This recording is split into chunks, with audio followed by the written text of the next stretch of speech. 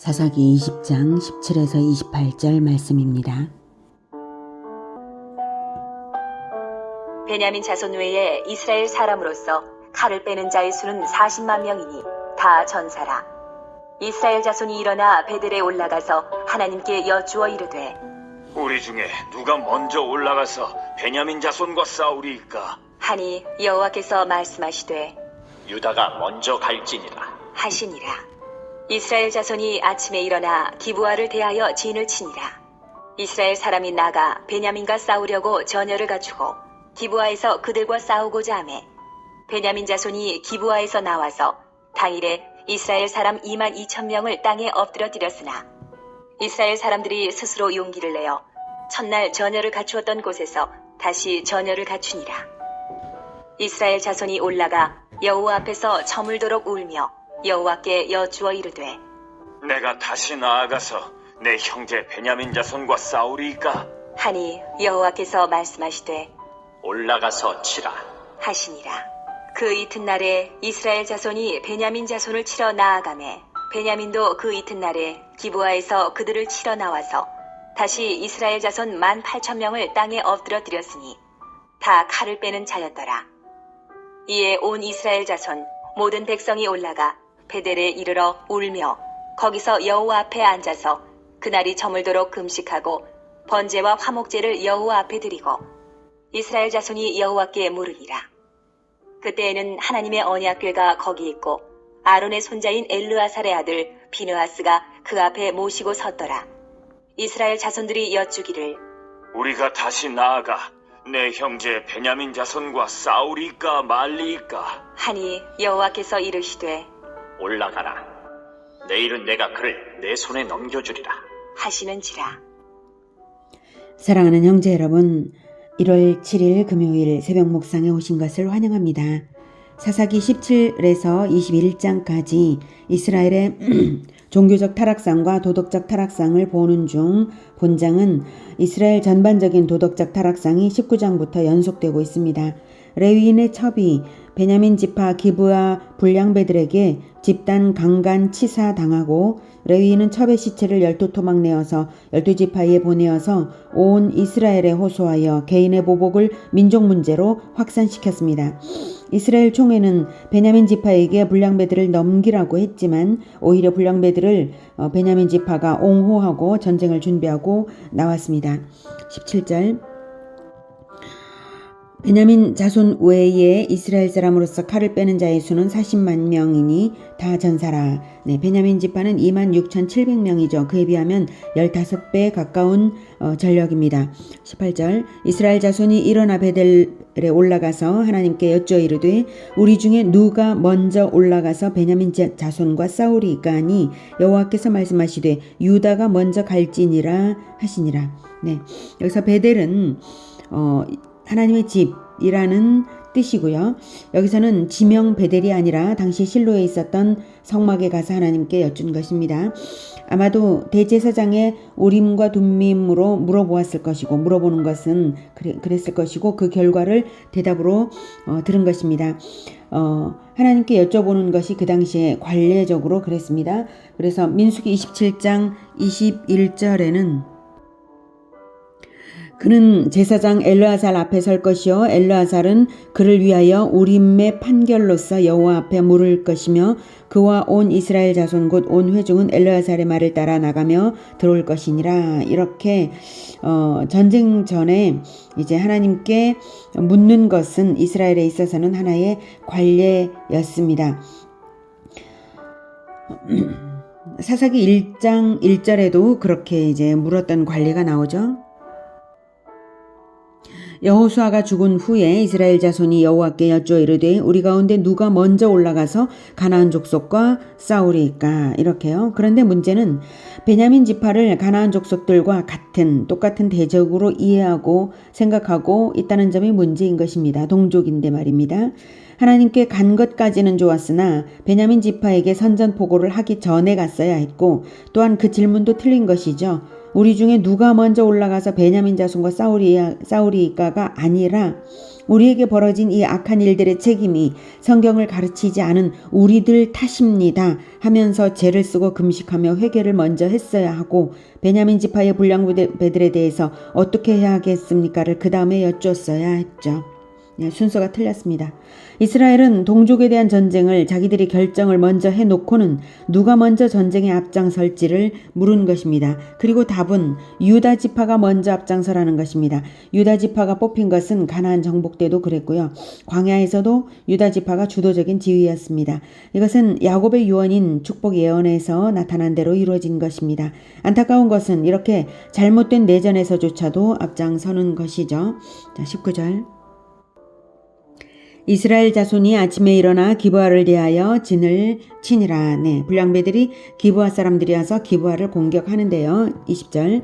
이스라엘 사람이 나가 베냐민과 싸우려고 전열을 갖추고 기브아에서 그들과 싸우고자 하매. 21절. 베냐민 자손이 기브아에서 나와서 당일에 이스라엘 사람 22,000명을 땅에 엎드러뜨렸으나. 기브아는 가파른 구릉 위에 있었기 때문에 이스라엘이 기브아를 공격하기는 매우 어려운 지리적 여건이었습니다. 지형 때문인지 첫 싸움에서 이스라엘이 22,000명이나 사상자를 내고 크게 패배했습니다. 22절. 이스라엘 사람들이 스스로 용기를 내어 첫날 전열을 갖추었던 곳에서 다시 전열을 갖추니라. 이스라엘 자손이 올라가 여호와 앞에서 저물도록 울며 여호와께 여쭈어 이르되 내가 다시 나아가서 내 형제 베냐민 자손과 싸우리이까 하니 여호와께서 말씀하시되 올라가서 치라 하시니라. 이 부분에서 이스라엘이 마치 회개하며 하나님의 뜻을 물은 양 오해할 수가 있는데요. 그런 것이 아닙니다. 이스라엘은 그저 패배 자체를 슬퍼한 것일 뿐이죠. 하나님께 질문이 똑같지 않습니까? 자, 그렇다면 하나님의 응답은 어떻게 해석해야 할까요? 올라가서 치라 하신 응답은 어떻게 된 것입니까? 유다가 먼저 갈지니라 하신 하나님의 응답은 일종의 징계를 위한 허용입니다. 즉 하나님께서는 하나님의 뜻을 모르는 이 소경들의 집단을 사용하여서 베냐민 지파와 이스라엘 전체를 징계하고 계신 것입니다. 이스라엘은 자신들에게 내전에 정당한 명분이 있다고 생각하고 있지만 이미 이스라엘은 총체적으로 진리의 기반 위에 있지 않았으므로 그 어떤 응답이든지 징계일 수밖에 없는 지경에 이른 것입니다. 이스라엘은 거족적인 회개운동을 먼저 벌였어야 하는 것이고 그것이 아닌 한 답은 없는 것입니다. 24절. 그 이튿날에 이스라엘 자손이 베냐민 자손을 치러 나아가매 베냐민 자손도 그 이튿날에 기브아에서 그들을 치러 나와서 다시 이스라엘 자손 18,000명을 땅에 엎드러뜨렸으니 다 칼을 빼는 자였더라. 다시 크게 두 번째로 패배했습니다. 도합 4만 명의 사상자가 났습니다. 이 정도면 한 지파가 사라진 정도입니다. 너무나 심각하죠. 26절. 이에 온 이스라엘 자손 모든 백성이 올라가 베델에 이르러 울며 거기서 여호와 앞에 앉아서 그날이 저물도록 금식하고 번제와 화목제를 여호와 앞에 드리고. 이제 드디어 회개가 시작된 것 같습니다. 금식을 했는데 군인들만 한 것이 아니라 모든 백성이 했어요. 얼마나 온전한 회개가 되었는지는 몰라도 아무튼 회개심이 있었던 것은 분명합니다. 금식을 했다는 사실이 그렇습니다. 27, 28절. 이스라엘 자손이 여호와께 물으니라. 그때는 하나님의 언약궤가 거기 있고 아론의 손자인 엘르아살의 아들 비나스가 그 앞에 모시고 섰더라. 이스라엘 자손들이 여쭈기를 우리가 다시 나아가 내 형제 베냐민 자손과 싸우리이까 말리이까 하니 여호와께서 이르시되 올라가라. 내일은 내가 그를 내 손에 넘겨주리라 하시는지라. 엘르아살의 아들 비느하스가 대제사장이었다면 이 시점은 여호수아가 죽은 지 그리 오래된 일이 아님을 알 수 있고요. 하나님의 언약궤는 원래 실로에 있었는데 베델로 올라가 제사를 드린 것은 이 전쟁을 위해 일시적으로 언약궤를 실로에서 베델로 옮겨왔을 것입니다. 온 백성의 금식에 회개의 눈물이 있었던 것을 하나님이 받으시고 이번에는 승리를 약속하셨습니다. 물론 승리할 전쟁일지라도 그 승리조차도 여전히 하나님의 징계임은 말할 것도 없습니다. 이스라엘의 손을 통하여 베냐민 지파를 이번에는 징계를 하시는 것입니다. 이 내전의 전 과정은 이스라엘에 대한 하나님의 전 총체적인 징계인 것입니다. 동족 상잔의 비극은 결코 진리 안에 있었다면 일어날 수 없는 비극입니다. 승리의 응답을 받았다고 해서 기뻐하며 전쟁할 수가 있는 일이겠습니까? 그리고 승리를 한다고 해서 승전고를 울릴 수가 있겠습니까? 회개를 해야 되는 것이죠. 승리를 할지라도 회개를 해야 되고 전쟁을 하기 전부터 회개를 했어야 하고 그런 일입니다. 오늘은 진리를 잃어버려서 깨달음이 없는 세대에게는 오직 징계받을 일밖에 일어나지 않음을 보았습니다. 근원적으로 회개하며 진리를 찾아 들어가지 않으면 안 되는 것입니다. 디모데전서 2장 4절에서 하나님은 모든 사람이 구원을 받으며 진리를 아는 데에 이르기를 원하시느니라 라고 말씀을 하십니다. 이렇게 진리를 알고 진리를 행하기를 간절히 하나님이 원하시지 진리의 실천 없는 종교 행위는 오히려 미워하시는 것입니다. 그리고 아브라함을 선택하실 때부터 선택의 목적은 바로 진리를 알고 행하게 하라는 목적이었습니다. 창세기 18장 18, 19절에 아브라함은 강대한 나라가 되고 천하 만민은 그로 말미암아 복을 받게 될 것이 아니냐.